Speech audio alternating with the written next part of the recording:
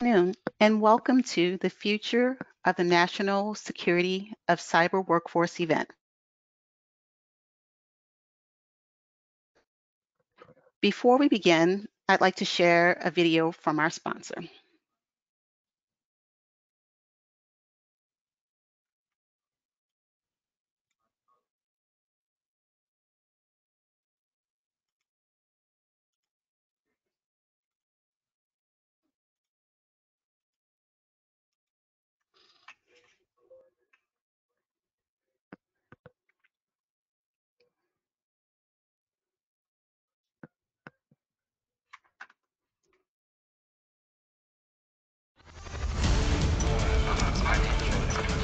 Massive cyber attack on the nation's financial institutions.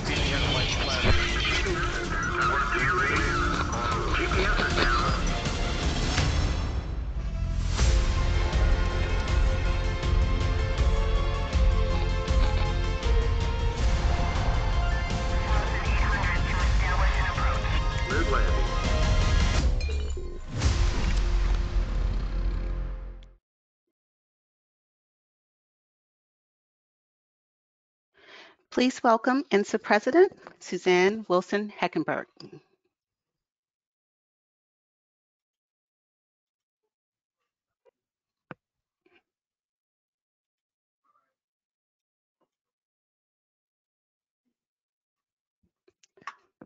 Good afternoon. Thank you. And thank you to our virtual attendees for joining us this afternoon for this important conversation. We have an outstanding lineup of speakers today. We are especially pleased to welcome to the program a long-standing friend of INSA, Chris Inglis, who is part of the Cyberspace Solarium as a commissioner. The Cyberspace Solarium Commission was established through the fiscal year 2019 National Defense Authorization Act, focused on the strategic approaches that will defend the U.S. against cyber attacks of significant consequences and what policies and legislation are required to implement that strategy. Its March 2020 report proposed a strategy of layered cyber deterrence and offered more than 80 recommendations. The Commission's September white paper on growing a stronger federal workforce presented a detailed blueprint to guide the development of a comprehensive federal cyber workforce strategy. This paper's findings and recommendations will guide today's discussion. Thank you to Chris for joining us this afternoon, and also to our close to 450 virtual attendees. A couple of housekeeping items that I would like to review is this event is open to the press and on the record. It will be available later this week on our website for viewing. Additionally, if you'll take a look at the right-hand corner of your screen, you'll see a Q&A box. Please feel free to pose your questions both to Chris and the panelists throughout the program, and feel free to identify with both your name as well as your organization. As you all know, we could not deliver this type of quality programming without the support of our generous sponsors. It's now my pleasure to introduce Adam Rudow, who's the Executive Vice President and General Manager of Mantech's Intelligence Sector. Adam will be introducing our keynote speaker today. Adam, thank you for your support, and over to you. Thanks, Suzanne. Good afternoon, and on behalf of Mantech, I'd like to thank INSA for holding today's discussion, which is so relevant to all of us. It's my honor to introduce our keynote speaker, Chris Inglis. This audience certainly knows Chris as former Deputy Director of NSA, and as Suzanne mentioned, a current member of the Cyberspace Solarium Commission. He's also a distinguished visiting professor of cyber studies at the U.S. Naval Academy. In addition, Chris serves on boards of directors and strategic advisory groups for prominent companies and critical government organizations. His work in cyber goes back to well before the field was widely known. He's been an active player ever since that time in making highly skilled cyber talent vital to national security. Today, cybersecurity is a field where the unemployment rate is essentially zero. That's a great thing for cyber talent, but definitely a challenge for both the public and private sector as demand exceeds supply. To put this in perspective, a little over 2 years ago, the New York Times ran an article predicting there would be 3.5 million unfilled cybersecurity jobs by 2021, which of course is now just a few weeks away. I don't pretend to know exactly how many unfilled jobs there are today, but I do know that number continues to challenge our industry. So how do we build and ensure there remains a sufficient future cyber workforce? I can't think of a better or more appropriate expert to open this discussion. Though I've indirectly supported Chris for some time in the past, I've had the pleasure of working with Chris more closely recently. In addition to his impressive background and credentials related to this topic, Chris is a strong problem solver and communicator. He also has a genuine passion for helping both the public and private sectors come together to address these challenges. So without further delay, please welcome Chris Inglis. Thank you, Adam, and special thanks to INZA and Mantech for sponsoring this event. I will speak from the strengths of many studies, and I precede a board which brings extraordinary expertise to this. So I think my job today is to tee up some of the issues, possibly provide some structure around which we can have a conversation. If I'm successful, I will have teed that up, but I'll get off the stage so that we can quickly get to some deep expertise that lives in various quarters of people who are at the moment challenged with finding, deploying, sustaining the cyber workforce that will be the main topic of today.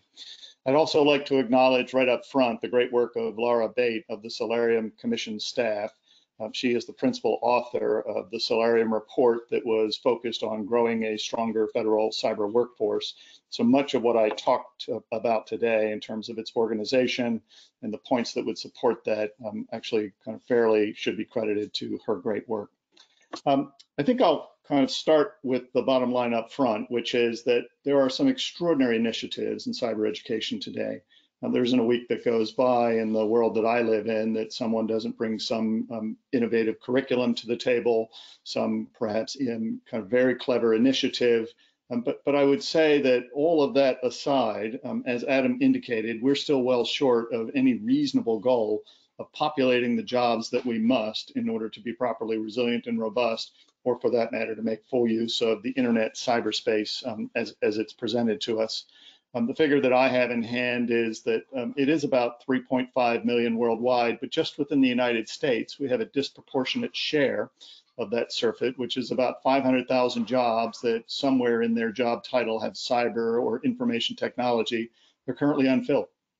And within the federal government, we're running at about 1 in every 3 jobs that we think have a cyber classification not being filled. That's about 31,000 of perhaps a total of about 90,000 or so. As I indicated, there are any number of initiatives that kind of could fill or could help us fill that gap. Most of us are familiar with the Nist National Initiative for Cyber Education, otherwise known as NICE. There's a great nonpartisan study in 2009 that called for a federal workplace strategy or workforce strategy. That's still current. There's a Cybersecurity Enhancement Act of 2014 and a Federal Cybersecurity Workforce Assessment Act of 2015, which aligned many of the roles within the federal government to the work roles that were defined in the Nist report.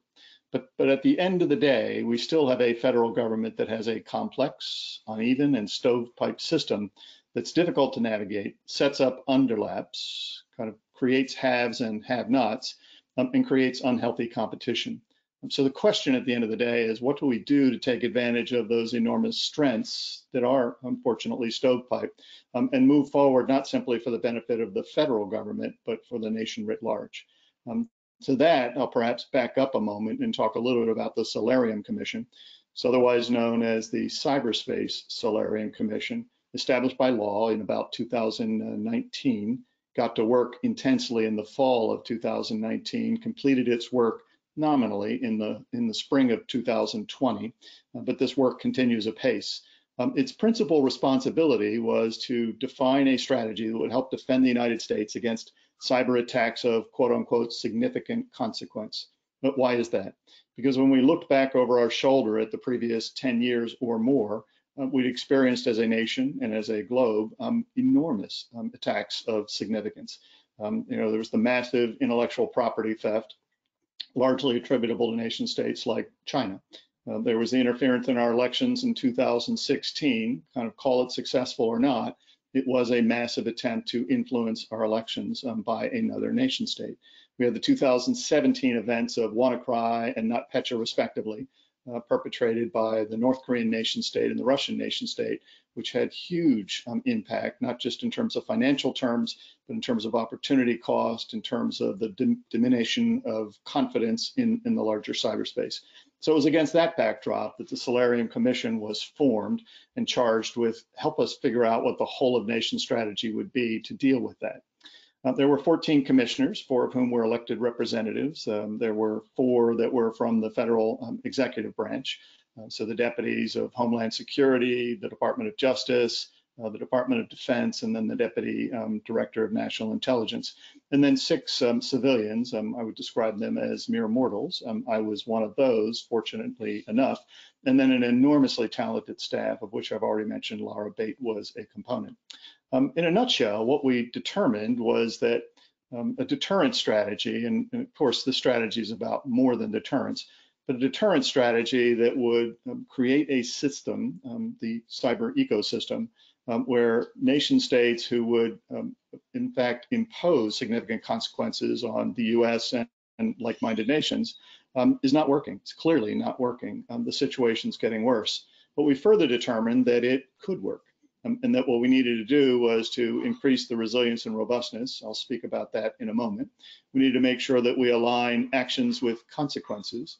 And we need to make sure that we properly signal all parties such that people understand not simply what our expectations are of cyberspace, but what are the roles and responsibilities, what are the norms that are expected in cyberspace, and what then are the consequences that we then deliver in action kind of in fairly short periods of time to ensure that we align all of the above. There were 80 recommendations that the Solarium Commission came up with. About 25 of those at the moment are in play in the National Defense Authorization Act. The rest of those cover the gamut from how does the federal government better organize, how does it better support, right, resilience and robustness, how does it actually better collaborate with the private sector, but in the main, how does it actually create a whole of nation strategy to go after those things in cyber that we believe have been wanting. All of that as backdrop, I'd like to quickly go to the kind of the human component of this. So I'll lay out some things that provided a backdrop for the people part of, we believe, a cyberspace strategy. First, as the Solarium Commission defined cyber, the noun of cyber, or cyberspace if you prefer, clearly there's technology in it, and clearly there must be a focus on making that technology fit for purpose. But the other 2 components, which are equally, if not more important, not because they play supporting roles, but they play integral roles in the conduct of cyber activities, are people, and then the roles and responsibilities, what you might call doctrine of who's responsible for what in cyberspace. Clearly, better technology might reduce the needs that we impose on people or the roles and responsibilities, but for the remainder of this talk, I'll focus on the people and the roles and responsibilities, because no matter how good the technology is, once it comes into contact with people, those people become an integral part of what then ensues. The second point that I would make is that while we have grown up in the information assurance world thinking that we're defending data or systems, or perhaps even critical functions that are dependent on both of those, at the end of the day, what we're defending is mission. We're defending the purposes for which we use this digital infrastructure. And increasingly, it's not just the tangible assets of data and systems or the abstracted critical functions, but increasingly we're finding ourselves having to defend people, right? The perception of people, the psychology of people, the confidence of societies. And so it's not just the classic defense of confidentiality or integrity or availability. Increasingly, we have to concern ourselves with influence operations.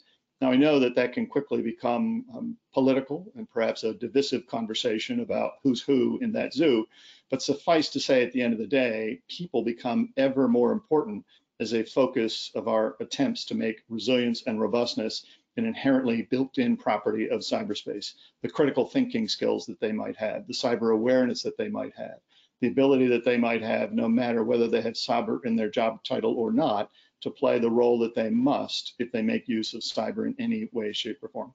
A third major point that informs the cyberspace solarium kind of recommendations are that we consider diversity not as a simple legal requirement, it is, or a fairness requirement, it is, but rather as a mission essential component.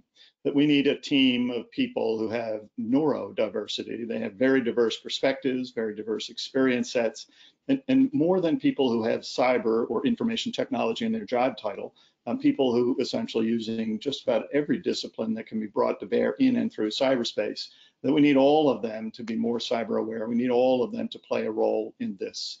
Therefore, diversity came in strongly, not simply because we're trying to do the right thing, we are, but because it's essential. You have to get that right in order to have any prospect for success. Four, we determined in looking hard at this, and probably not alone, that while we would like to imagine that people raised in the midst of the cyberspace that we know today has been perhaps developing richly for the last 30 years, those people we'd like to think are digital natives. I think that that's not the case. I think that at best they're app natives, that the intuitive nature of the software, the hardware has been developed such that people can perhaps make use of it in agile and effective ways without actually understanding what's happening underneath. People don't need to know where the cloud is. They don't need to know what the software is actually doing, so long as it delivers on the primary functions that you asked about. But knowing something more about where that data is when it's in the cloud, knowing something more about what your expectations can or cannot be when you've exercised a certain function is important. And while not everyone needs to be a digital native, more people need to be digitally aware, if not everyone needs to be digitally aware. In our approach then, we took this, what we would describe as an all, many, few approach. The few might be kind of those folks who have cyber or information technology in their job title. As we'd indicated earlier, that might be a number of 500,000 people within the United States at the moment, or 31,000 within the federal workforce. But there are many, they might be lawyers, they might be systems engineers, they might be police who are kind of conducting local policing functions, who need to know more about cyber than the curriculum that had been developed for them over the last 50, 100, 200 years might deliver. And we need to make sure we've invested those curricula or those training programs with a little bit more about cyber, so that they can practice those trades or those kind of professions in a world dependent upon digital infrastructure. And then the all portion, as I'd indicated earlier, is that everyone who makes use of cyberspace needs to know something more about cyber than they already do, simply by having been raised in its proximity. Again, they're not digital natives. They, for the most part, they're app natives.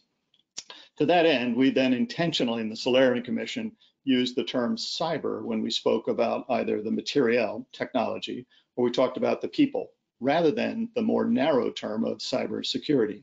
So what we're speaking about is how do we invest sufficient education for purposes of realizing our expectations and aspirations in cyberspace, not merely the important but narrower discipline of cybersecurity. And finally, the general backdrop kind of that I'll describe here is that while the federal government focused on its own issues in the Solarium report portion on the human component, the workforce, and in the subsequent paper that we wrote, it was because the federal government believes that it needs to get its act together first. It needs to lead by example and prepare itself to be a collaborator in establishing those principles in the larger private sector that it would collaborate with, but it shouldn't preach to before it perhaps gets its kind of story together first. So some general issues in informing the strategy, and then I'll go some of the specific components of what Solarium recommends. First is that Solarium believed that a focus on skills is appropriate, so is a focus on occupational roles. And many of the initiatives that we found were focused on one or the other, but not both, right? The nice kind of skill definition defines a number of roles that are focused on those skills that might be present in a person at a given moment in time, but less so on the career track that might be necessary to take those folks from aspirants to professionals who demonstrate those skills. At the same time, the Office of Personnel Management has a number of occupational roles defined. We believe they're not broad enough to comprise all the things that you might expect a cyber workforce to do, but they're focused on careers, they're occupational roles. Reconciling those two, a skill definition to an occupational approach, we think is necessary to make sure that you cover the life cycle of kind of the recruitment accession to the employment, to the development, to the career progression, and to the agility that's required, not simply across various agencies and departments within the federal enterprise, but between the private and public sector, which I'll talk about in a moment. Second, the general strategy that Solarium came up with says that we need to focus on opportunity as much perhaps as the specific jobs that we have at the moment.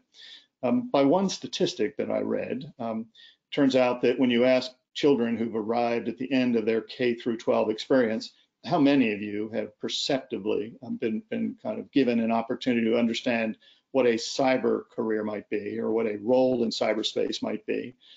About 1/3 of the girls and about 45%, so slightly more of the boys would say, I've been given that opportunity to understand what that is. Now, maybe all of them have had that moment where somebody put that in front of them, but the fact that they don't really appreciate or understand what that opportunity is before they then move on and select other roles, that's a problem. And that then reduces necessarily the size of the pipeline that we might kind of avail ourselves of if everyone gets that opportunity somewhere between K and 12. Focus on diversity as a mission imperative, I've already mentioned, but we need to make sure that that is foremost in mind. And then finally, when I indicated earlier that we're not simply defending data or systems or even critical functions, we're increasingly defending the psychology, the competence of people. We need to then focus on those skills that we like to believe are intrinsic, critical thinking and the inherent proposition of collaboration. We need to focus on those and make sure that we develop that such that people have muscle memory in it, or perhaps some discrete skills when they arrive in the workplace and they're expected to deploy those as that kind of leading edge, that front line in the cyber skirmishes that we're in on a daily basis. So specifically in the kind of cyber Solarium kind of recommendation for a workforce strategy, there are 5 categories. We believe the federal government needs to organize, right? Again, I indicated earlier, while there are some remarkable strengths, they tend to be isolated, they tend to be stovepiped, they don't tend to be connected well. We find that sometimes authority and capability and will are in 3 different places. We need to bring those together without perhaps kind of taking away the deep and sharp strengths that exist in some of those places. We do recommend, for example, kind of at a higher level in the report, that the US have a national cyber director. We do not have a cyber coordinator at the moment, let alone a cyber director, that be Senate confirmed, and that one of that person's principal responsibilities be to make sure that our people are prepared for the roles that they would take in cyberspace, as much as our technology or the roles and responsibilities might be well defined. We think that then necessarily cascades through the rest of how we organize to ensure coherence and integration in the federal enterprise, and finally to make it a viable partner for the private sector as we take on some of these challenges. Second, there is a category of actions that talk about how we better recruit, right, to make sure that we give an early opportunity to every child about understanding what these cyber careers might look like, that we give an early taste of what might be some exciting things that you do. Practice often is better than kind of aspiration in attracting that cyber talent, that we give them an early sense as to what sort of responsibilities they might take on, such that when we kind of make the pitch to them, they're naturally excited, they're naturally enthused, and we make it such that the clearance process or whatever the screening process might be is not sufficiently odious that they don't then at that point stammer and stop, at the door, that we want them to come in.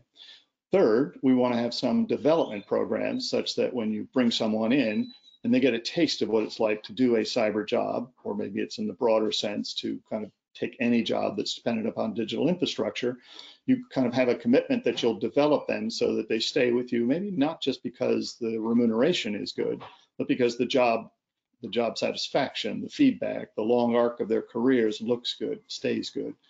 That means then you want to have a category of actions that are focused on retainment. That's the 4th category. And then finally, you want to make a bigger pie, stimulate growth in the national workforce. Again, the federal government, if it's competing with the private sector, or worse, if the federal government is competing with the federal government, you kind of have to have a bigger pie. So here are some specific programs that you'll find in the report. And for those of you that want to approximate yourself in greater detail, there is on the solarium.gov website, both the original Solarium report in all its glory, about 187 pages, but then a companion report that's focused just on the development of the federal cyber workforce. The first 2 pages of that, an executive summary, largely summarize what I'm about to tick off, but then in the further details of that report lay out precisely what the federal government would do. First, rationalize skill function or skill approaches and occupational pathing. I indicated earlier that one example of skill focus might be the NICE kind of role definitions. And the second might be the Office of Personnel Management definition of occupational career fields. Rationalize those, not just within a given department, as DHS has done, as DoD has done, but broadly across the federal enterprise. Strengthen kind of the Centers for Academic Excellence. Most of you are well familiar with that, an initiative by the Department of Homeland Security and the Department of Defense that sponsors cyber curricula at the baccalaureate level broadly across the country, and now community colleges as well. But extend that beyond the literal cyber or information technology disciplines. Extend that to the practice of business or the practice of law, the practice of healthcare. Kind of figure out how to certify or to qualify some curricula that might be invested in those professional development programs, so that again, we're not just focused on the 500,000, that we increasingly are focused on the much greater number of people who have cyber relevant roles. Cyber Corps Scholarship for Service is a program that's been with us for about 20 years. I think in all that time, it's turned out an average across those 20 years of about 180 graduates a year. I think in the last year, it was about 275. And the premise is that we'll give you a cyber education. The federal government will give you a cyber education if you promise to then serve within the federal enterprise or the government enterprise somewhere. We believe that should be kind of strengthened, expanded dramatically, up to eventually 2,000 per year, much like an ROTC program or much like a service academy program, which creates pipelines for military service. We think this is as, if not more important, right, to make sure that we've got those cyber pipelines. And again, once those people have tasted what it's like to work in a federal enterprise with a job that's meaningful, that has good feedback, that has those 5 principles that I indicated earlier, we believe that that pipeline being bigger, they having come to that workplace, they'll likely stay. We believe that we need to promote private-public talent exchange programs. Most of us have experienced those or familiar with those. In my own experience, even at the National Security Agency, I found those to be more painful than they needed to be. That it was jarring sometimes for somebody from the private sector to come in and now live within the boundaries of clearances and perhaps in a system that was designed, right, for someone who was expected to arrive kind of at the bottom of the ladder and to stay over 25, 30 years and then kind of finally get some responsibility at the end of that career track. We need to make it easier for people to come in mid-career. Part of that will kind of depend upon the clearance kind of framework, which I'll describe in a minute. We need to make sure that that clearance process kind of is not simply easy as we access people, but it's easy as we transition people. We're all well familiar with what happens as you move from one federal agency or department to another. It's almost as if there's a completely different clearance system. And the recent kind of innovations notwithstanding, it's still hard. It's still hard to do that just within the federal enterprise. Now kind of multiply that by how difficult it is to move from the federal enterprise to a private sector enterprise, or vice versa from the private enterprise back into the federal government. We haven't got that right yet. We need to make sure that those standards are common standards, that there's a great deal of reciprocity, and that the exceptions are truly the exceptions. And maybe in some cases determine where that clearance is even necessary, and not simply waive that clearance, but rewrite those job descriptions so that we understand what requires a clearance, what does not. Finally, we need to provide resources for researchers so that they can better measure with objective standards the cybersecurity workforce in ways that are kind of more than simply counting the number of occurrences of the term cyber or IT, right, in the job titles. Again, let's reconsider what those occupational roles are, understand what the cyber relevant portions are of either awareness or training or education across the entirety of that workforce. Broad CSC recommendations, Solarium Commission recommendations on education that would then kind of enter into a private-public collaboration, or to have the federal enterprise sponsor the development of clearinghouses for free, high-quality K-12 curricula, to create opportunity for hands-on learning by supporting cybersecurity clinics. We tell you that in my own FedEx experience, we've had enormous success creating a pipeline for talent into the FedEx enterprise by working with the University of Memphis, of people there who are kind of either in computer science or related disciplines, and giving them an early opportunity to serve on a help desk. Kind of whets their appetite for the fulfillment that they might have in a career of that sort, gives them the experience so that we then so that when they then have the degree or the certificate in hand, they also have at the same time the experience, which is often harder to get than the education itself. And then finally, use education to build the resilience and the digital literacy that I spoke about earlier. If we're going to defend ultimately our people who kind of participate in cyberspace as much as our data in our systems, we need to make sure that we give kind of a high kind of focus on that. There's some persistent challenges, which I'm sure will be the focus of the questions and answers that we have in the panel that we have today. Accession, which I noted earlier was a problem for the federal government, is also a problem in the cleared spaces for the contractor workforce. And I'm sure that we'll have a discussion about that. The overclassification of those jobs, the time of processing, the range of jobs that kind of are required to need clearances, that is all an issue, and we need to kind of address that to make sure that we've got reciprocity, agility, speed, right, foremost in mind. The successes the Department of Defense, Department of Homeland Security have had in that, right, to create an exceptional cyber workforce, meaning that they're accepted from some of those practices that are more appropriate for a workforce that doesn't require the same degree of agility, have not been replicated broadly across the rest of the federal government. And then finally, I mentioned the transitions between the private sector and the public sector being very difficult, and therefore something that we need to work on. I'd like to close with just a couple of perhaps citations about what success might look like. So here's some kind of standards or some practices that we might think about in terms of how would we measure our success in a year or two or three. First, we're clearly going to have to make our numbers, right? Adam has indicated what that number might be. It might be 500,000 within the US, might be 3.5 million for the kind of the larger world. And those kind of numbers generally are attributed to those jobs that literally have cyber or IT in their name. But we're also going to have to solve the many and the few, the many and the all problems. We're going to have to make sure that the legal disciplines, the engineering disciplines, the education disciplines, they also get what they need in terms of cyber education. That's a numbers problem as well.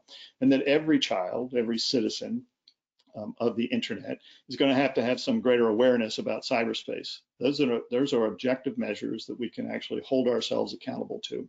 And at the same time, don't throw away the diversity that's essential in that, to make sure that as we do that, right, that we kind of use diversity as a way to increase the size of the pipeline, not as an additional burden that we have to bear as we try to figure out how to populate that pipeline.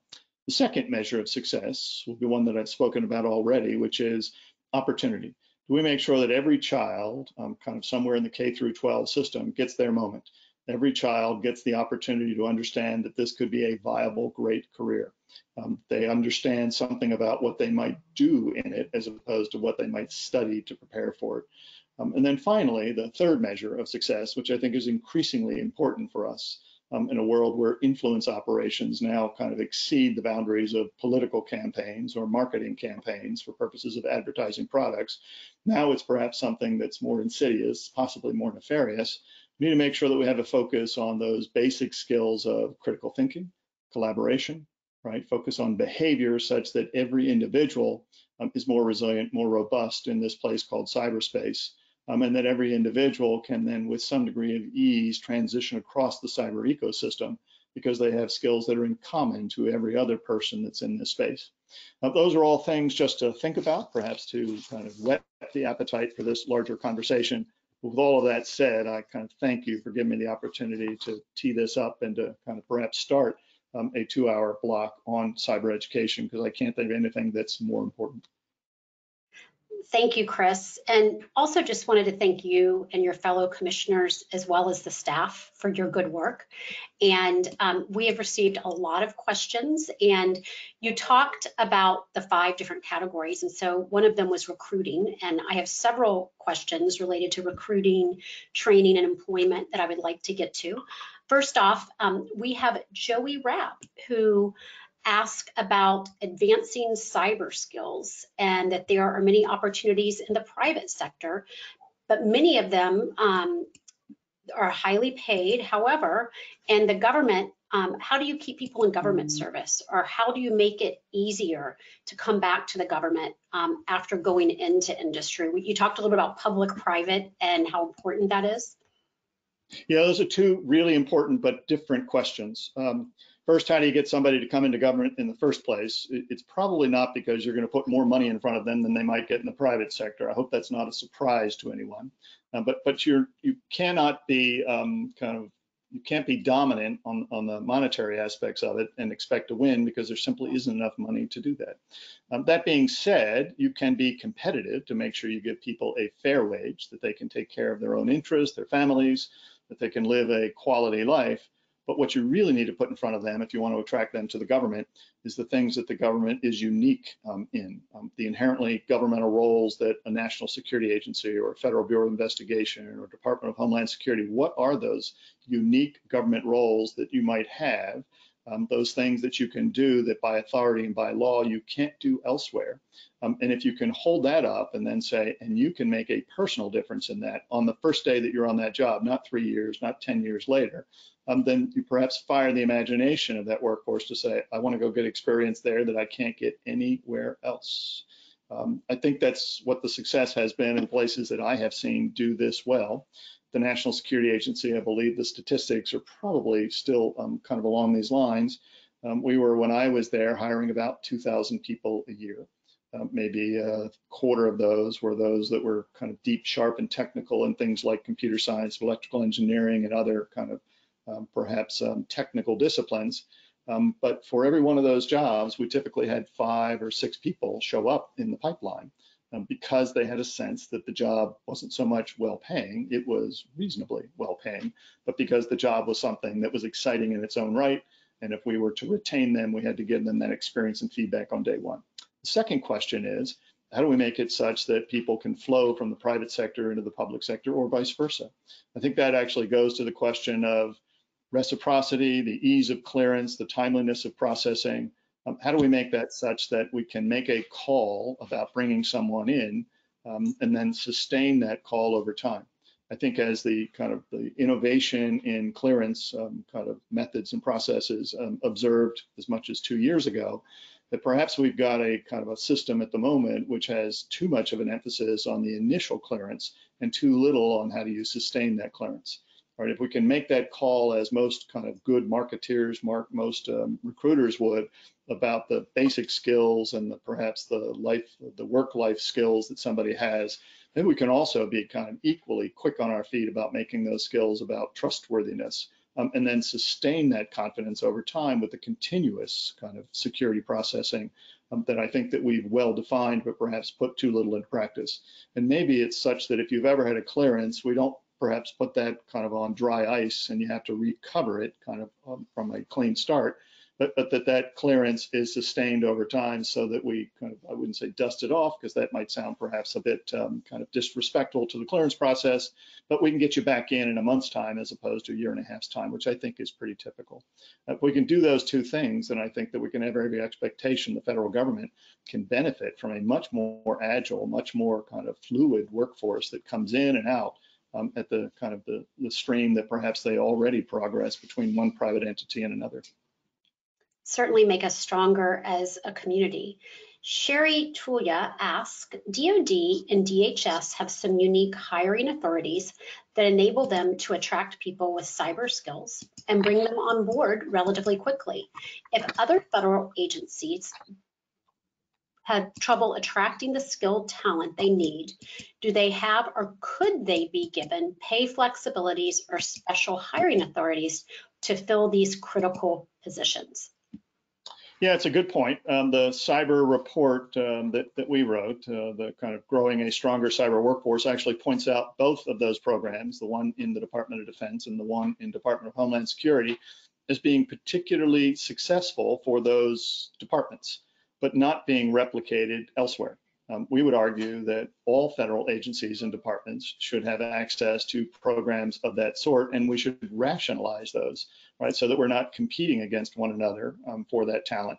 At the end of the day, there might be a small competition, but it should be a small C, not a big C. So I think that the question perhaps answers itself. I'll take it as a rhetorical question. The answer is yes, absolutely. Rationalize it, replicate it broadly across the federal government. Great.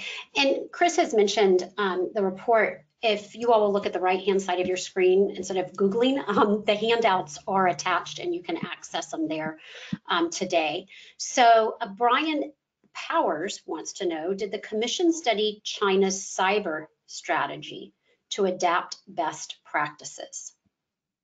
That's a great question. We did study a number of like-minded nation strategies. So the United Kingdom, Israel, kind of Denmark, others come quickly to mind. But we studied the observable characteristics of kind of those that we compete with in this space, sometimes in a negative fashion. So China, Russia, North Korea, Iran come to mind. We did not look strongly at the internals of those programs to determine how they might develop their own capabilities or how they develop their own workforces. Perhaps there's some further study to be done given the size of those kind of nation states and the ecosystems within them. But we did make sure that whatever we came up with would work in a context where they might have different aspirations, they might have different capabilities, they might have different means at their disposal. But given the nature of our free and open society, we thought that we could, and we believe we did, learn more from like-minded nations about how to develop and sustain those material and human factors capabilities. And I wanted to remind our attendees we have a little less than 5 minutes, so keep your questions coming in.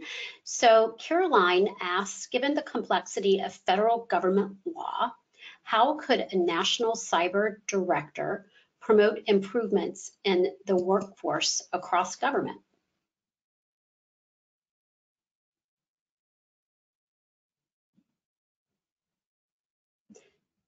So we seem to have lost connectivity with Chris. Perhaps we could take his camera down and send him another camera request.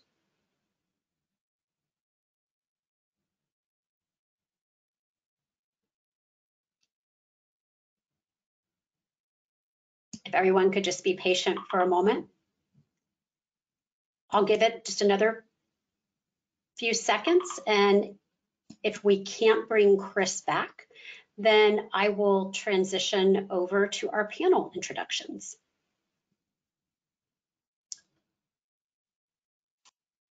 How's that? I can hear you. Excellent, good. So Great. as you were asking that question, I lost a word. Did you say National Cyber Strategy or National Cyber Director? We were asking about the cyber director that you referenced so earlier. 2 points to make on that. Perhaps we'll wrap up at this point. But what we found as a Solarium Commission as we went around on about 400 different engagements was just about in every one of those engagements, at some point what came out was an assertion or an observation that the federal government was not itself coherent, integrated, joined up. Again, many discrete, separate initiatives of some merit, but not one that from the outside looking in, you could say is coherent in making full use of all those talents. That then called out a set of recommendations, not least of which is the creation of a national cyber director, whose job it is to bring coherence, integration, perhaps rationalize all those activities. We've been talking about the human component here, but it applies as well to roles, responsibilities, and authorities. We think that that's an essential responsibility to bring to bear. At the moment, the kind of administration in place does not have a cyber coordinator. It could have, it did, but it dispensed with that. We don't believe that one administration following another should determine based upon the whims of a particular group of people how important this is. It should be installed by law on an enduring basis. We believe in the current National Defense Authorization Act, there's a very high probability that that responsibility, that role will be affirmed and that it's likely to be Senate confirmed. So the question is, what does that person then do, kind of wielding that power? A fundamental question in every responsibility that might exist of that sort is, what's the purpose of that power? The purpose of that power will not be to dominate the cyber scene. The purpose of that power will be to connect all of the cyber capabilities, authorities, kind of great initiatives, great ideas, and to be as a point of connection between the federal enterprise and the private sector, an entity that can better connect and better deliver private-public collaboration. If at the end of a year or 2 or 3, we look back on the performance of that national cyber director and we realize that we're making better use of the talents, the material, the capabilities that we have, that we're more coherent, that more of the individual pieces can see themselves as a part of that greater whole, then we could say that that's successful. If we find in a year or 2 or 3 that that person's been in mortal combat, perhaps trying to create a new kind of place for themselves or their office within the federal bureaucracy, that will be a disappointment. That will be perhaps an opportunity missed, because the bottom line premise of the Solarium Commission report, if you kind of remember nothing else, is that what we believe is that most of what we need in order to succeed as a nation state in cyberspace, we already have. The premise is that we've not made use of it in a coherent, integrated, and collaborative fashion. So the bottom line is that what we propose is that if you're an adversary in this space, you have to beat all of us to beat one of us. That's it. That's the bottom line. And people are perhaps going to be the most vital, the most resilient, the most robust component of all of that. Suzanne, thanks very much for the question. Certainly thank you for the venue. Yeah, and thank you for your good work, Chris. It's been a delight having you here today, and we hope we can have you back sometime in 2021 as well. Thank you. So we're going to move on to panel introductions. As I mentioned earlier, we could not host this type of robust programming without our sponsors. And we are very grateful to Leidos today for their support of our panel discussion this afternoon. It's my pleasure to introduce Aaron Bedrowski, who is the Senior Vice President of Cyber and SIGINT Solutions at Leidos, to introduce our moderator. Aaron, I'm going to turn the mic and the camera over to you. Well, thank you, Suzanne. And on behalf of Leidos, I'd like to thank INZA for hosting today's discussion. Today's panel is of great interest to us all. The future of cyber workforce must provide both offensive and defensive cyber operations in all mission domains. Our government and our industry experts must work together to protect our critical assets and exploit our adversaries through our products, our solutions, and our programs. Together, we must develop cutting-edge technology and capabilities to defend our national security interests with cryptology that encompasses both SIGINT and cybersecurity products and services. The future cyber workforce development will really need to go beyond certifications and beyond established frameworks, as Chris mentioned in his remarks. A talented workforce is necessary. An agile cyber workforce must be able to adapt to the evolving threats and protect our infrastructure, our systems, and our businesses. Today, it gives me great pleasure to introduce our panel's moderator. Jim Keffer is Director for Cyber at Lockheed Martin's Government Affairs, where he leads Lockheed Martin interactions with senior U.S. government leaders associated with cyber policy, programs, budgets, and operations. A retired Major General, Jim commanded units at the squadron, group, wing, and agency levels. Jim had a decorated career serving as Chief of Staff for U.S. Cyber Command and as the Air Force's Senior Intelligence Officer. Highlighting his numerous advisory efforts, Jim is a special advisor to the National Cryptologic Museum Foundation, a member of AFCEA Cyber Committee, and is the chair of INZA's Cyber Policy Council. Please welcome Jim Keffer. Jim, over to you. Thank you. Thank you, Aaron. Thanks for that kind introduction. And thank you to Leidos for sponsoring this event. Like Suzanne said, we need the sponsors to help us have these events, which I find so valuable during this COVID period where we're pretty much stuck in our homes.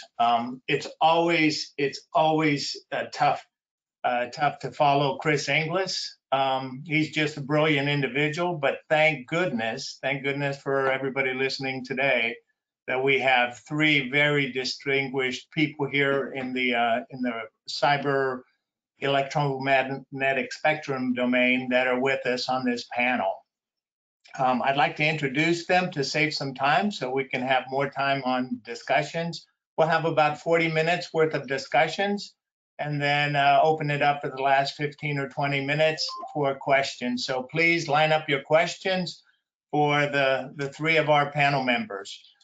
First, we have Brigadier General David Gaetke, who goes by Trout. There's always a story behind the name. I won't ask about it now, but he is the new vice commander of one of the Air Force's newest air forces, 16th Air Force, and it's also known as Air Force's Information Warfare Command at Joint Base San Antonio. He is steeped in the electromagnetic cyber business, in the spectrum business. He started off his career as a weapons controller, so telling pilots where to go, especially fighter pilots. And then he transitioned into airborne platforms like AWACS, the U.S. Air Force AWACS, as well as the NATO AWACS, and also Joint STARS. And he also led the Pentagon's review of the electromagnetic spectrum study, and then got picked up to be 16th Air Force Vice Commander. He also has 500 combat hours and was at the Director of Operations at the Combined Air Operations Center at Al Udeid. So combat proven and a great military leader here we have with us today. Secondly, from the FBI, very impressive background, started out much earlier than I did as a President Management Fellow. She was an intel analyst for the FBI, became the chief briefer for the FBI's director. And then after some time in the FBI, she sprouted her wings and went into the joint business, going to the National Intelligence Council, Customs and Border Patrol, had some time with the CIA, and she's probably most known for her leading role as the first director of the ODNI's Cyber Threat Intelligence Integration Center. So Tanya, welcome. And then a good friend of mine who I've known for a long time, Theresa Shea, and the spelling on her, that you see on her name, their H should not be there, that there is no H in Theresa's name. She's just been a leader at the National Security Agency from day one, ended up in the top spot, the top leadership position for SIGINT operations at the agency before the reorganization took place. After just a stellar career serving the nation for years at the NSA, she became the executive vice president to In-Q-Tel and focused on their technology portfolio. And then finally, Raytheon picked her up, snapped her up, and she's the vice president for cyber offense and defense. So they've got a real winner there, lucky Raytheon. Now, I'd like to start off by just mentioning the title of this panel before we get into the speakers. It's the future of the national security cyber workforce. So 3 words, the future. We want to talk about the future. We know we have problems now. National, like Chris said, it's not just the federal, it's commercial and industry as well. It's a national issue. And cyber. And Chris alluded to some of this too, cyber. Is that the right definition? What's our cyber workforce? Is it, many people think of the cyber workforce as cybersecurity. Chris was going off into the direction I'm going in, and that's it, kind of expanding it out to the cognitive piece, to the people piece, to the psychological piece, if you will. And if we talk about the definition of cyber and what skill sets, what mission sets go underneath there, then that will kind of change our definition of the cyber workforce we need to have. So I was going to mention a whole bunch of statistics on why we needed us to focus on the cyber workforce because we're so short. But Chris, he said it all. He said 3.5 million shortage worldwide, 500,000 jobs short in the United States. So we all know it's a problem. So what I'd like to do is start off with one general question for each of them and perhaps go with Tanya first and then General Gaetke and Theresa. And that's about the definition of cyber from your perspective. We have it right now. I think most of us have an understanding of what we mean, but should that be expanded to take into other considerations? So, you know, policy experts, we have architects, we have administrators, engineers, coders, cryptologists, operators, defenders, analysts, psychologists. Is our current definition of cyber too small now for where we need to go in the future? And do we need to expand that, or should we shrink it? So it'd be interesting to get your definition on that, and maybe a little bit on clearances, the impact of clearances, and then after that we'll go into the next question about how to manage the pool of potential candidates. So Tanya, do you think we have the definition of cyber right for the cyber workforce? I don't know that there is one right definition, and I think it's a complex question with a complicated answer, but it's an important question because common use of terminology is important, and that's certainly something that I focused on when I was with the ODNI at CTIC, trying to harmonize 17 different intelligence agencies into how we look at and describe cyber threats. The default does seem to be cybersecurity. But we all have those same needs for cybersecurity skills, as each of us in whatever organization we're a part of has to defend our networks. But from the FBI's perspective, when we look at our mission, what we're really focused on when we talk about cyber is cyber intrusions and the national security impact of those. So there, I'm talking about actors seeking to undermine the confidentiality, integrity, and availability of networks and systems and the data that's resident there, and the most significant threats being foreign actors using global infrastructure to compromise US networks. So that's relevant to us in terms of how we focus what we look on as a cyber division. That intrusion focus, and then within that, what poses the most significant threat. And it does inform how we understand the types of skills and job roles that we need to combat those threats. So for us at the FBI, our focus is how we bring together our unique blend of criminal, counterintelligence, and foreign intelligence authorities, and use those together in a way that helps us impose risk and consequences on those cyber adversaries. So that draws not only on a variety of authorities, but also a variety of different skill sets.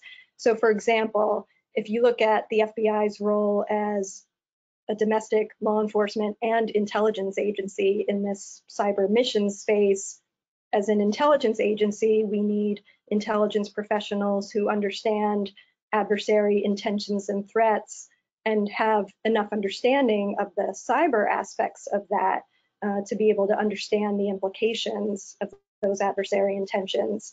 As a domestic agency with a very broad presence throughout the country, we need employees who have the human skills plus the technical skills to be able to engage in their communities with organizations, with academia, whoever might be a target of that adversary activity, ideally before something happens, or can engage with victims, which is another very specialized skill set after an impactful intrusion occurs. And then lastly, as an operational agency, we need people with both the skills to conduct incident response, do forensic analysis, understand the tactics, techniques, and procedures that our cyber adversaries used in the intrusion that we're investigating, but also the professionals who can share the intelligence with our partners and then work with those partners on joint enabled and sequenced operations to respond, to hold those adversaries accountable. So that breadth of mission space just within one agency and just within the cyber division, I think gives you a sense of how complicated it is to define that one word, which I think we ask a lot of that word cyber to encapsulate all that, but that's how we look at it from here. Thank you, Tanya. Yeah, it is complex and complicated, and trying to establish a standard is really important. The Air Force is just joined up a bunch of capabilities and put them in the new 16th Air Force. General Gaetke, can you talk about your perspective on the cyber workforce? I know we refer to you as Air Force Cyber Command, Air Force Information Warfare Command, and you've got everything in there from weather to electronic warfare to cyber offense, defense, all that. What type of workforce do you see you need for the future? Well, it's a great question, and I think it starts with your first question, which is talking about what is cyber and how do we define that, and what are the parts that make up the business of cyber. And I think that as we talk about it, it's a really simple question, but yet a very complex answer because of all the multi-faceted points within it. I think cyber means so many things in so many different ways, and you can use it as a noun, an adjective, or even as a verb, as I've seen it. And let's not forget the all the different applications, to begin with Cyber Monday yesterday, which I'm sure was near and dear to the heart of many retailers and shoppers out there as well.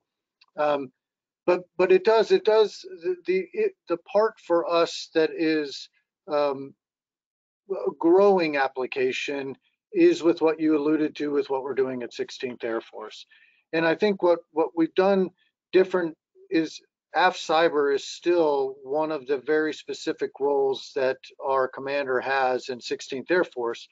And it isn't so much about the definition of cyber itself there, but rather the relationship to the other mission sets that you alluded to. So when we look at it, the United States Air Force established 16th Air Force to consolidate all of those different mission sets under the responsibility of one commander. And that is, as you alluded to, bringing in ISR, so information surveillance reconnaissance, cyberspace roles and responsibilities with AF Cyber, electromagnetic warfare responsibilities. We even have a weather wing that is part of 16th Air Force as well, and bring some of those capabilities. And what we've done is to do that in order to conduct that business of information warfare. And I think that's what we're really talking about. So it isn't that I wouldn't necessarily advocate for redefining what cyber is, but rather to understand the relationship that cyber has with so many different other mission sets as we have expanding capabilities that we've been talking about. As an example, you mentioned the electromagnetic spectrum and the business that I was involved in doing that, and that relationship is significant as well. We often talk about cyber as information technology or as the networks or even the computer systems, but there's also that extension through the electromagnetic spectrum to the tactical edge as we provide those services to warfighters and others that are out there in expeditionary environments. But as we look at that overall information environment, we think that that is something significant for us to be able to focus on. And that is another business. We describe it, I won't say we have an official definition, but rather a description as information warfare as being the employment of those military capabilities in and through the information environment to deliberately affect adversary human and system behavior. And here at 16th Air Force, that's what we're doing, is bringing all of those capabilities together in order to converge them on unique problems that we see in the environment. Thank you. It just adds to the complexity. Teresa, over to you. You have time in the government service. You've worked with tons of military folks before. You kind of understand that piece. Now you've transitioned into the private sector. How do you view the cyber and the cyber workforce? And then we'll get into some meat of the workforce dynamics. Yeah, well, first, Jim, thank you for that very kind introduction, and thanks to INZA and the sponsors this afternoon. I really appreciate being included with such a distinguished panel. I think for me, I like to keep it simple when we talk about the definition of cyber. I even often will go back to the Webster definition, relating to or involving computers or computer networks. But when we think about that, we do need to think expansively and think about any activity that runs in cyberspace that leverages, as the general talked about, the space's distributed vulnerabilities and relies on those cyber-related tools and techniques that affect people, whether that's for commercial purposes, military campaigns, influence operations, social media, you name it. We all live in this space 24 hours a day, 7 days a week, 365 days a year. That's both good people and the bad people. And I think also when the general is talking about information warfare, we're fortunate today that we live in this information age and that we've got this vast growth of data and this increased speed of interconnectivity that really can put the world at our fingertips. But I like to go back to something Chris Inglis taught us, got to have been 10 years now, where he said cyberspace is the sum of the technology, people, and the process. And if we could think about that being cyber-enabled technical influence and cyber-enabled social influence. So when it comes to the skills and the people that we need, both of those operate in that operational space, and we need top talent, albeit though with different focus. That's a good way to wrap it up, Theresa. Cybersafe is a sum of tech, people, and process. And it stands to reason came out of Chris Inglis again. Just a brilliant man. What we'd like to do now is, now we've talked about cyber as a definition, kind of understanding that for some organizations it's more specific, for others it's more widespread, but it does include those three things that Theresa mentioned. So we have a pool of talent that we all go after, be it military, be it government, be it industry, that is traditionally the college students or those just graduated or need a job immediately or within the next 2 years. We all go over that pool. We all compete in that pool. The key question is, how do we make that pool bigger? How do we make that pool bigger? And there's some stats I'd like to throw out in one program. One of the stats is, I think it's well known that women make up, the number is about 11% of the cybersecurity workforce. I think some of us have heard that. Another one is people of color, African Americans, make up 3% of information security analysts, according to the Bureau of Labor and Statistics. So we definitely need to have a means of increasing those pools, but generally we want to increase the pool of availability and get to those people at the earlier age, like Chris was talking about. Only 1/3 of the girls were talked about cybersecurity as a career, and 45% of the boys in one study. How do we expand that base of the pool of potential cyber candidates that we can use? And I like one I won't mention the name of the company, but one company, they came up with a really innovative program. They connected up with the Girl Scouts of America, and they give cybersecurity certifications or medallions that the Girl Scouts could put on their sash. I thought that was a brilliant move, things like that. So how do you see it from a young age all the way up to the hiring pool? How do you think we should increase that pool of available candidates to generate interest in cyber and get them recruited into it and then retain them? Is that a jump ball? Do you want to take that one first? Sure. You're right. It is critically important, and that it starts with, I think, what you just described, which is helping people at the youngest ages even be aware of those opportunities. And I think that means going to where they are. Folks who might not ordinarily be exposed to the opportunities that cyber and STEM as a field present. So at the FBI, we've also been trying to be creative. For example, we've been growing our presence quite a bit in Huntsville, Alabama, at the Redstone Arsenal there, trying to take advantage of some of the great tech talent that's resident there. But as part of that, we have this brand new partnership with the U.S. Space and Rocket Center, which many folks know for Space Camp, but they also now for the past few years have been running a cyber camp, which, similar to Space Camp, attracts kind of middle school, high school individuals interested in science and teaches them about cyber. So we just signed an MOU with them in October, where we're going to partner with them on curriculum development, on kind of injecting real world scenarios, having some of our subject matter experts there to talk to the teams.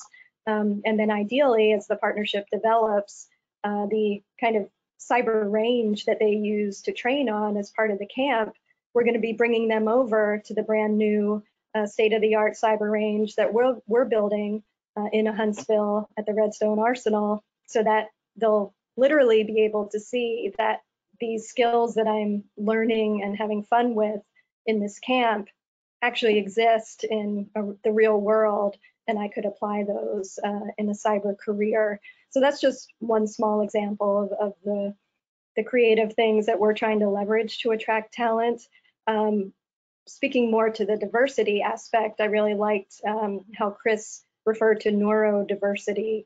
That's something we're looking at as well, because we know, diverse teams are successful not only because they look different, but because they are composed of people who think differently and approach issues differently.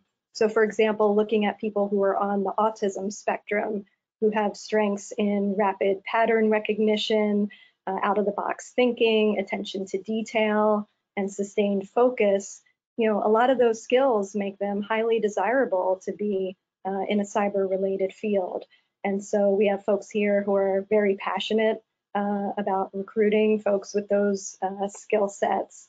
And then lastly, of course, we're leveraging the partnerships that we have. Diversity is a core value of the FBI. So for example, we have a diversity agent recruitment program that tries to marry up the skills that we're looking for our general special agent population, but also more of the cyber-related skills as well, focusing on cities with diverse populations, holding events, and we find that the folks that we engage through some of those programs have a higher success rate of then applying and being accepted into the Bureau as an employee. So it really requires, I think, a whole range of approaches to, like you said, not only compete for the same people, but really expand that pool and those opportunities. Great, that's great to hear, Tanya. Theresa, do you want to take that one next? I know you're passionate about that topic too. I do, and I want to start by talking about the Girl Scouts. And as Tanya mentioned, one thing we know is getting to the kids early and often makes a difference in our ability to really influence them positively towards cyber. So last year, Raytheon was the sponsor of the Girl Scout Cyber Challenge, and it was such great fun. We had nearly 3,000 girls from across the country participate. We had a Hack the Moon cybersecurity challenge.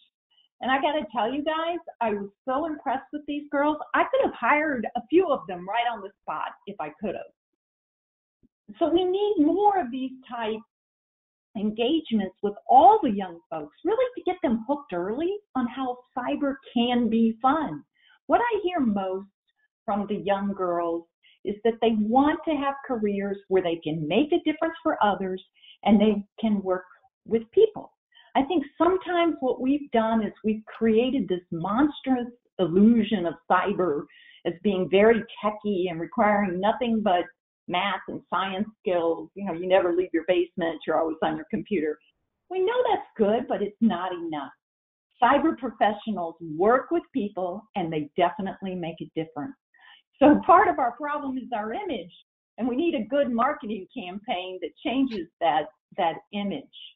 I do think two things that will make a difference one will be bringing more of the automation technology, the AI, ML, to bear on those remedial tasks so we can free up cyber analysts to focus on harder problems.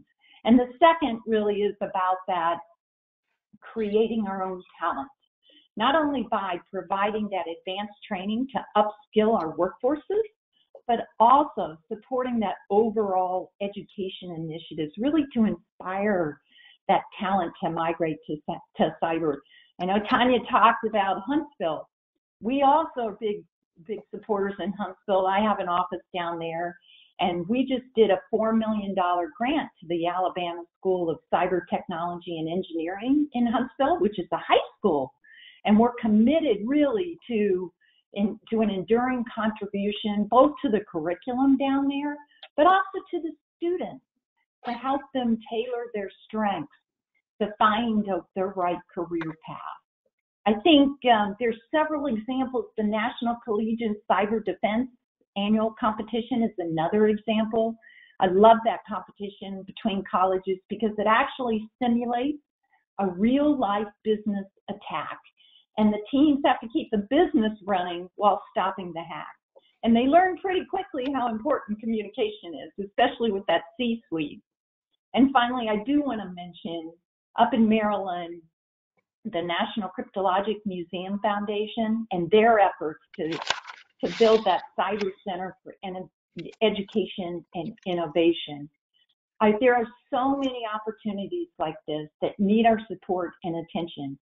We can all volunteer. What do we have? Close to 250 people on this call. We can all volunteer to help spread the word about how fun and what a difference you can make in this space.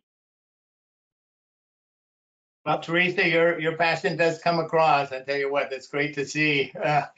And I tell you what, as the INSA Council Chair, I'll put out a call to challenge our folks to think of an image that can make, targeted at younger folks that can make cybersecurity cool. I don't know what that is. I'm not a creative type, but there's people out there like that. So I will do that. Thanks for the idea. And General Gaetke, I'd like to ask you kind of a different one, but related. And because of the military, that it's all volunteer. They come in, and then you got them. And so we've seen. I think you've seen how that is working for you. You bring mostly our young enlisted troops, men and women, out of hometowns all over America. You bring them together. You train them up on a skill set. I think 40,000 of them are in your command. I think there's something to be learned by the way the military does it, how they bring in the young ones and then train them up and educate them. And just if you could talk through that process a little bit, and then give us your assessment on how you think they're doing as 19, 20, 21-year-olds in the service. Well, first and foremost, I think really our hats go off to Air Education and Training Command, which is responsible for providing us with those trained professionals as both as we assess them into the United States Air Force, and then as they train them for those first assignments as they send them to us.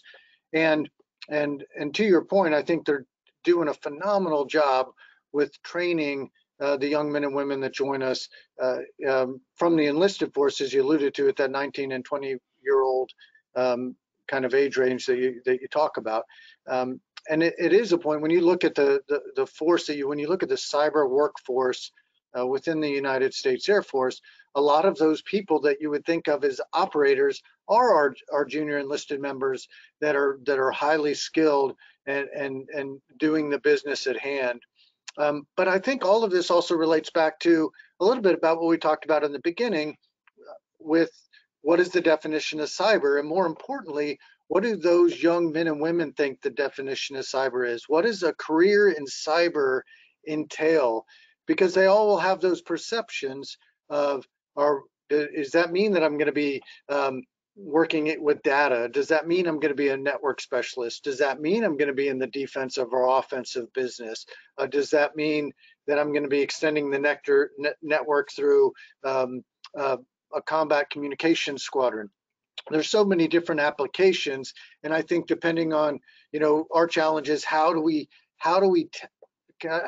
target all of them to be excited, as we just talked, my fellow panelists just talked about, to bring them into the cyber business, and then to help them to branch out in both what they're good at and what they're interested in, so that we can keep them and retain them, and that they can continue to do those jobs.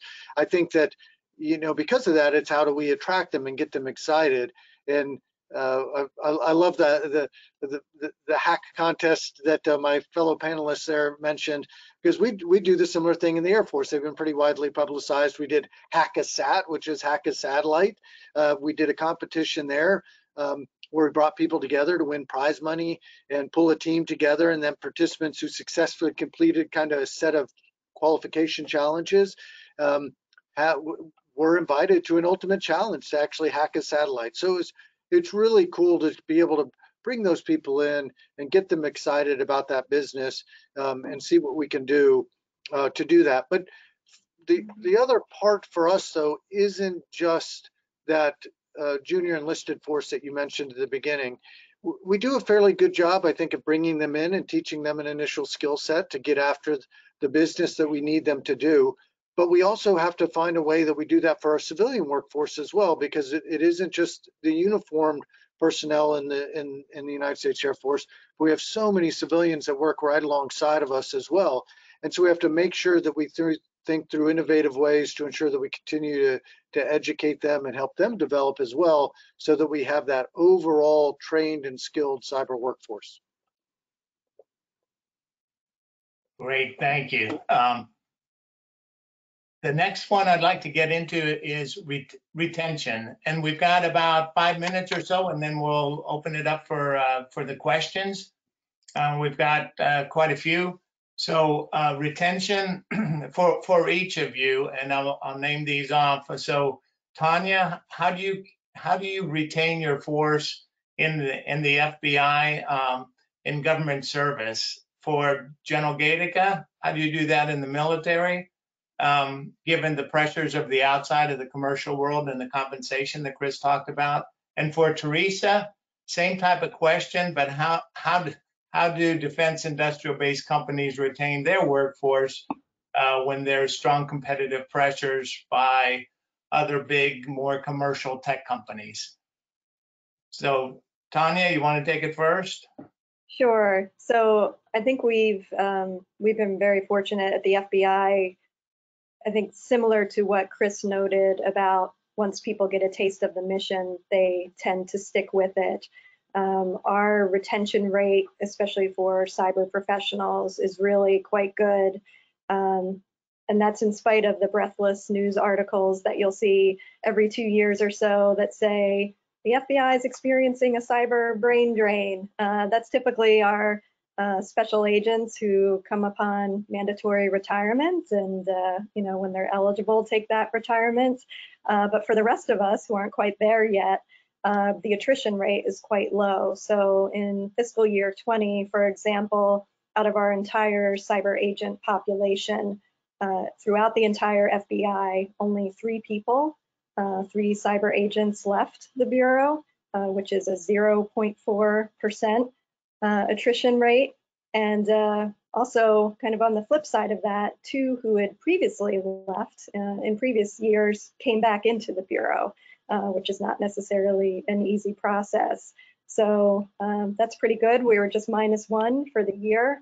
So if we can maintain that, I think we'd be the envy of any organization. But we can't just count on that. I think, we have to keep evolving. We have to keep our cyber workforce engaged. We need to make sure our training and development and career paths continue to keep pace with the way the entire, cyber environment and threat landscape for us is changing. So, what I referred to before about the development we're doing in Huntsville with the Innovation Center there, the advanced training, a new kinetic cyber range and virtual reality classroom, that's going to be kind of step 1 to making sure that our training and development keeps pace with the threats as they're evolving. But then too, I think it's going to be really important that we not just expect our workforce is going to stay in one place for the duration of their careers. We know the government doesn't have a monopoly on, for example, cyber threat intelligence. We work so closely with some of our commercial partners, commercial cybersecurity agencies and others. And we need to be able to kind of share that insight, share those experiences. You mentioned that I've done a number of joint duty assignments in government. I think joint duty assignments outside of government with some private sector partners when it comes to the cyber workforce is going to be increasingly important. And so that's where I think we're hopeful that programs that are under development at the ODNI and elsewhere that we could take advantage of as part of the IC to kind of ease some of those challenges that Chris alluded to when people try to move between the public and private sector. I think if we can try to ease that friction and make that ability to move back and forth easier, I think that will help our long-term retention really for all of us if you look at the cyber workforce as a whole. Thank you, Tanya. And Theresa? Yeah, Jim, I think this is a great question really to end with, because it does give us the opportunity first to thank the large number of dedicated and passionate cyber professionals. As Tanya mentioned, retention is low there at the FBI. These individuals are committed to the mission and they serve the country. Democracy matters and they're showing it. So I just want to start with that. And then to your point, Jim, about you didn't mention them, but the Amazons, the Googles, the Facebooks that are really, really out there recruiting from our talent in this area. And they do come with quite a bit higher pay packages.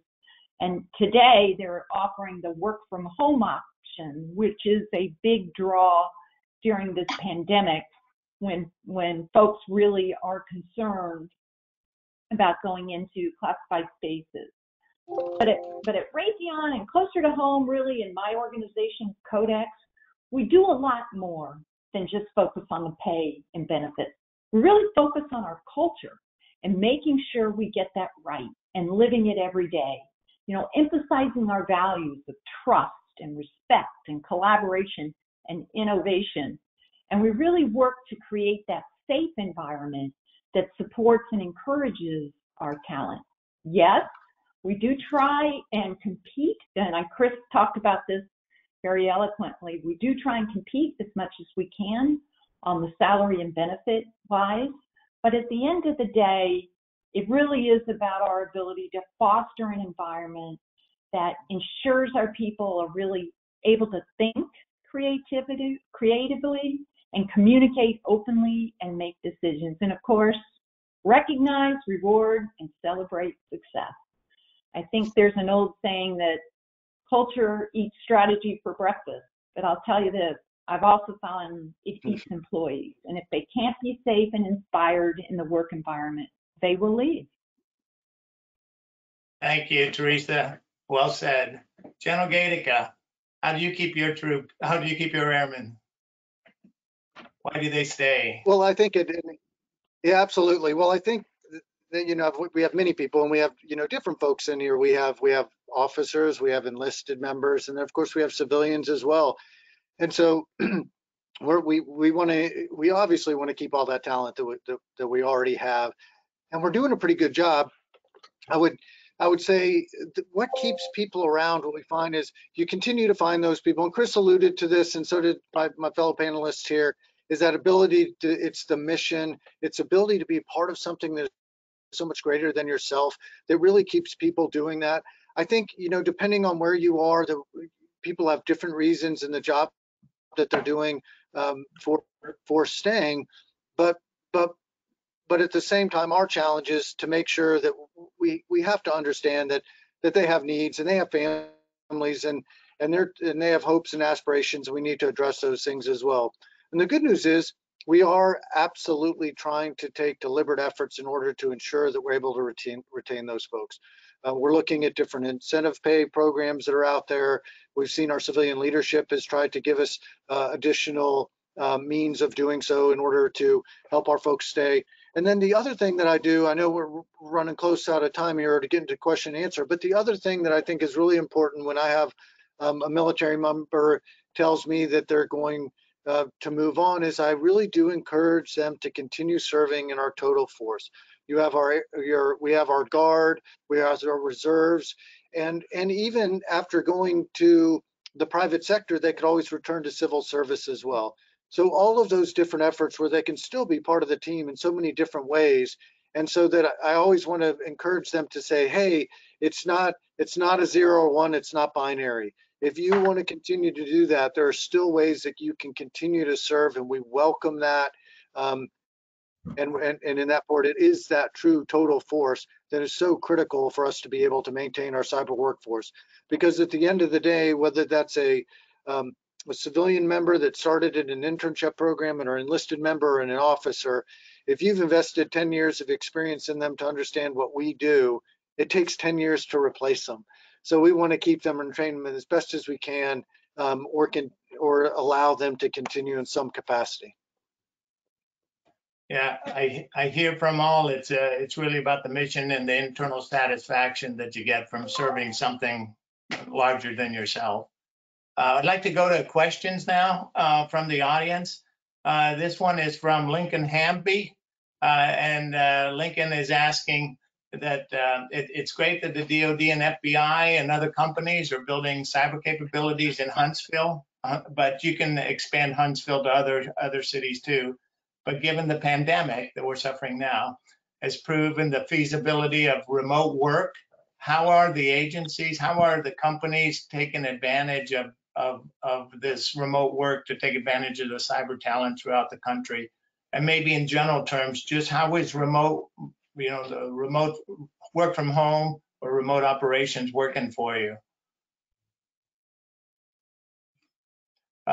Anybody want to take that one first? The Huntsville people, Huntsville crowd. Tanya, you want to take that one? Sure, I I'll know you've start. got FBI agents all over. Yeah, it's certainly been challenging. Right, it's part of the benefit of having a very highly dispersed workforce is that I think we're able to adapt and have the folks not only in our headquarters but in our 56 field offices adapt according to the conditions in their specific locations. Theresa noted one challenge we have, which is that with a national security mission that does require some time spent in windowless skiffs, like the lovely one I'm in right now. No, I'm not actually in a skiff, but the typical windowless, nondescript government office space. So we've had to try to balance that and really look at how we balance workforce safety, the number of people we have in the office, the protections we have for them, and really kind of zero in and identify who needs to physically be in and for what duration of time, and be as flexible as we possibly can be, not only for safety, but for the fact that everyone has families and kids that they're schooling remotely and all the same challenges all of us are facing. And so employing maximum flexibility to meet the needs of our workforce while also meeting the needs of our mission. And so that's been a very careful and deliberate balance. And I think we've been doing it well, and we study the numbers every day, just like everyone else does, to see what adjustments we need to make on that scale. All right, thank you. To try to get through some of these questions, I'll just ask questions, different questions. So Theresa, this one probably for you because of your association with the Centers of Academic Excellence that DoD and DHS have been a part of. So do you have any thoughts on the viability of creating a federal cyber university that could cover graduate, undergraduate, and continuing professional education for this cyber workforce, and helping with accessions, retention, promotion of cyber workers?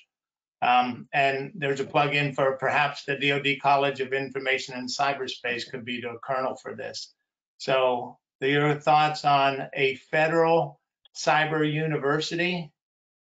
Yeah, so, I think that actually I'd never thought about that. That's a really good idea.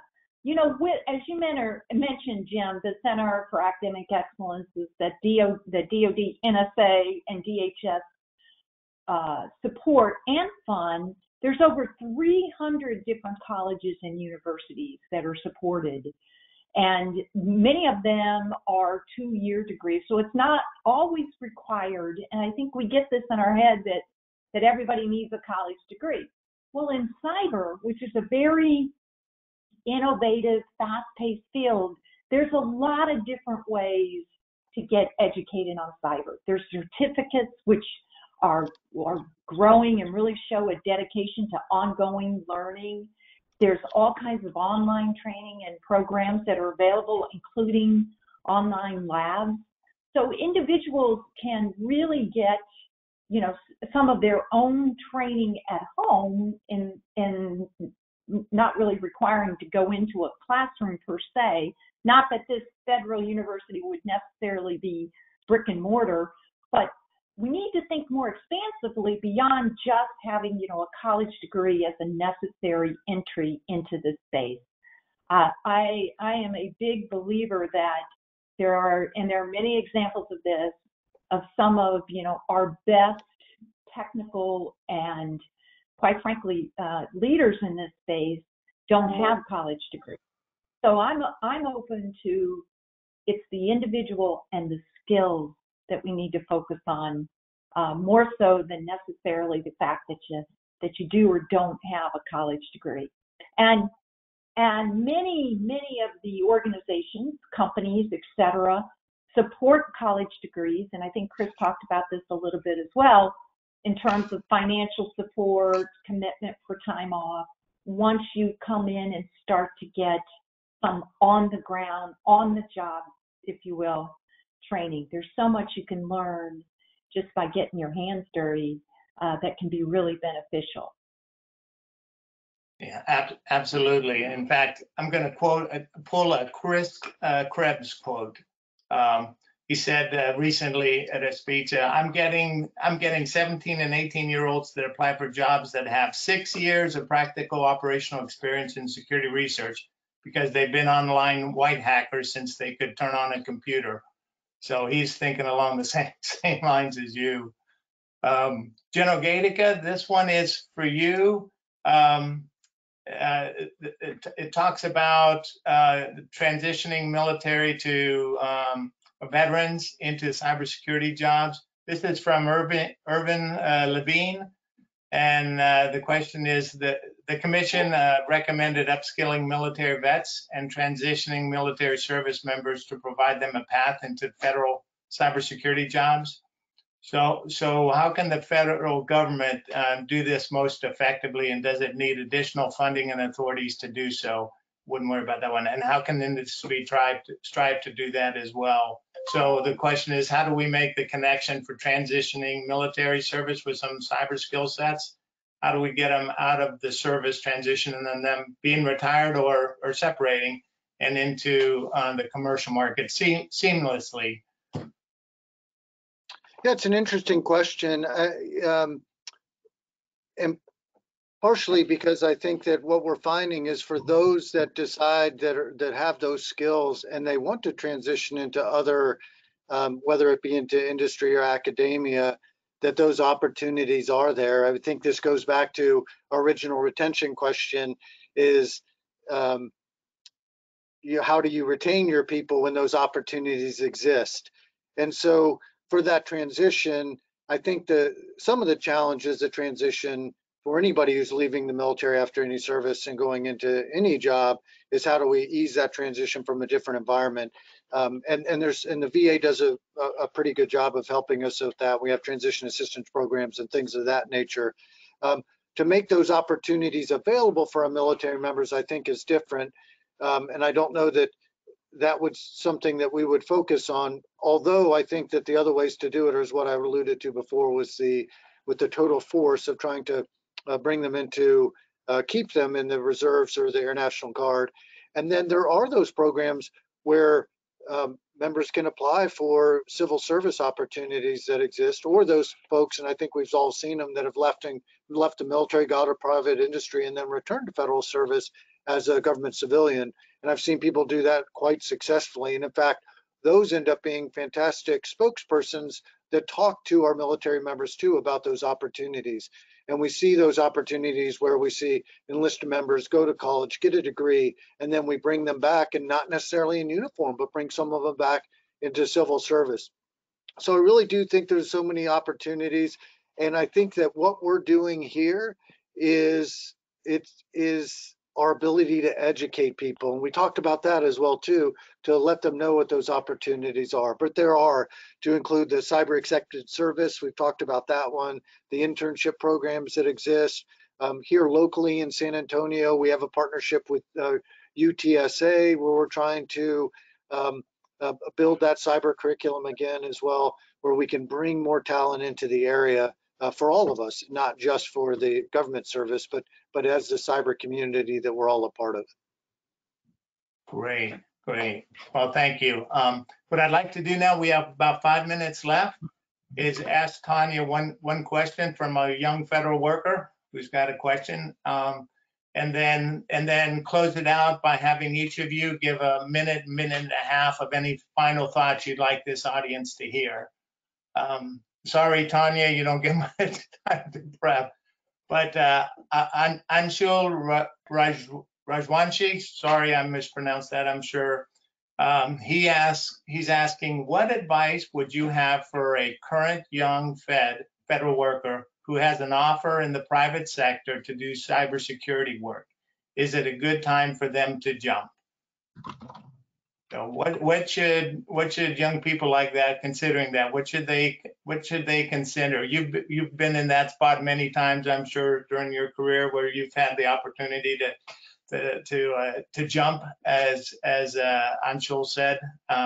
So I thought you'd be a good one to answer that. Okay. It's a very individual decision, and I think you have to look at what motivates you. It's great that you're attracted to the cybersecurity mission, and I think that's the overriding thing. You can contribute to the nation's cybersecurity in so many different ways. Obviously, I'm partial to doing that as a part of the federal government. To me, what I love about being part of the government, in addition to the sense of mission and the feeling since day one when I came in that I could directly have an impact, is just the endless opportunities and options to do different things. I joined the FBI in November of 2001. And so obviously the issue then wasn't cyber, it was counterterrorism. So day one, I'm coming in as a presidential management fellow, and I'm an analyst on the main plotter for the 9/11 attacks. Where else does that happen? So that just the immediate ability to touch mission, and then over the course of what's now a 19-year career, to find my way to cyber, which I don't think, if I had been in the private sector, I don't think that would have happened, because there just wouldn't be that ability under the federal umbrella to explore different programs, different types of work, different opportunities, different trainings. What I love is that there's just so much that you can do, whether it's within one agency or, as I've done, taking advantage of short-term assignments from one agency to another. So I think the best career advice I ever received was when I was in grad school and trying to decide amongst several different agencies, and a professor told me, you have to go with what charges your batteries more than what drains them. So I think you have to decide that for yourself. Know what charges your batteries. Is it that direct sense of mission? Is it something else? And ask people who've been on both sides of it, and try to see what fits you best. Wow, I like closing out this discussion we had with a home run. Thanks for those comments. It was great. So now with the minute or so, minute and a half, 2 minutes from each, Theresa, if we could start with you, and then we'll go to Gaetke and then Tanya. Okay, thanks, Jim. I just want to start with thanking you again and Enza for the opportunity to participate in this panel. It's been a real pleasure. Cyber is part of everyone's daily life, and we need to demystify it and make it part of everyone's understanding and responsibility. It's not that techie's job in the back room, it's all of our jobs. And it does not require all of us to be rocket scientists. Anyone can excel in this field. So reach out, ask for help. I'm on LinkedIn. I look forward to helping in any way I can. Thank you, Theresa. General Gaetke? First, I want to say thanks too and appreciate that I had an invitation to participate in today's panel. And thanks to my fellow panelists. I thought it was great. I really appreciated your perspectives as well. And I think that really it's indicative of the partnership that we all have, that from all the different fields that we all represent today, that we're all working together in this cyber community. And I think it's something that I learned through my own career in the military, is I have a really deep appreciation for that relationship with academia and industry and the other agencies that are out there that maybe I didn't have when I was a junior officer. I see how powerful it is now and how we really can leverage these relationships in order for all of us to help each other be much more successful than we can. It's cliche, but it's true. But you know, the sum is greater than the parts, and I think we see that so many times in this business, and then specifically within our cyber community. And I tell you, it really is an exciting time to be in the cyber community.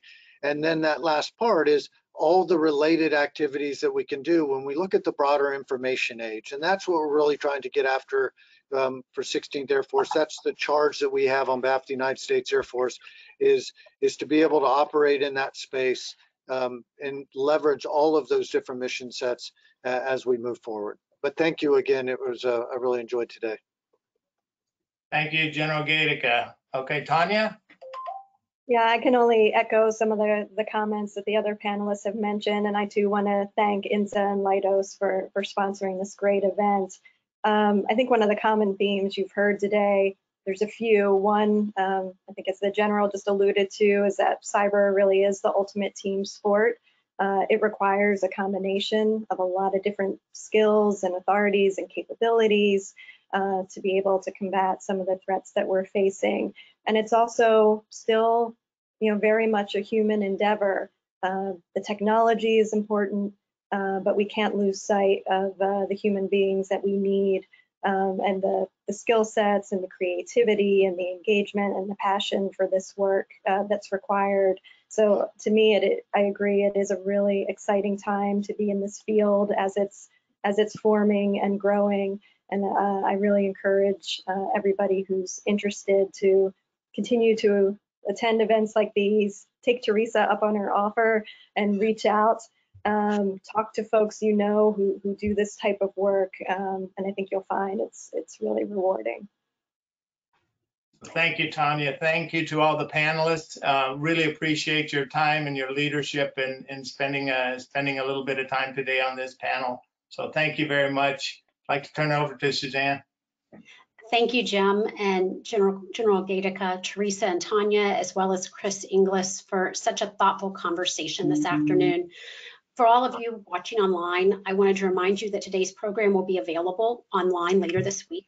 So really consider sharing this with both junior folks who are considering careers in cyber, as well as those who are established in their careers and are maybe looking to go between the public and private sector, are participating in reskilling. It really is encouraging that we have so many folks that are passionate about the recruitment and retention and cyber careers. And of course, it goes without saying, thank you both to Mantech and Leidos for supporting today's program.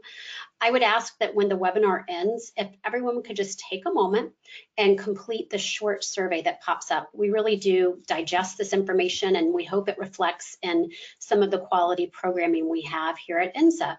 And finally, we hope you all will join us for one of our upcoming events. Tomorrow at 4:30, we will hold a conversation with ODNI's Director of Science and Technology at our Wednesday Wisdom with John Beeler, and we'll close out our 2020 programming on December 9th with a leadership luncheon with the new JAIC Director, Lieutenant General Michael Groen. You can find the full lineup of our virtual events online at insaonline.org. And again, thank you so much for tuning in today. Thank you to our sponsors, our speakers, and our attendees. Stay safe and have a good afternoon.